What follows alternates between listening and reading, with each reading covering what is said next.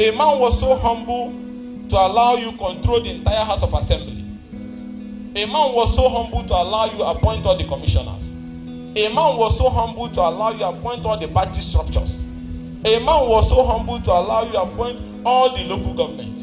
A man was so humble to allow you appoint chief of staff, AGF, head of security, everything. A man was so humble to allow your revenue generating system as when you are there to continue. But suddenly, you want to beat the man. Is that not greed? Is that not insecurity? What is wrong? What did Fubara do to him that he wanted to remove him? Not everybody can tolerate those kind of imposition and pressure. But he allowed him. But still, it was not enough for him. So we should allow him to continue to do what is bad? We say no, we are stakeholders in the party. Your son, I am not a stakeholder in the party.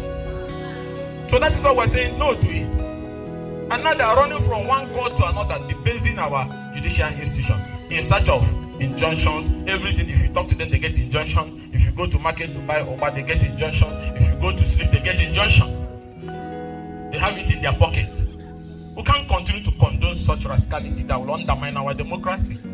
And that's why we are saying no, there is nothing he did that warrants that attack.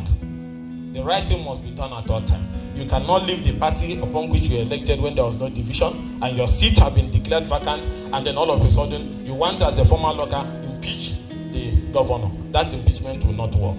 In Jesus' name.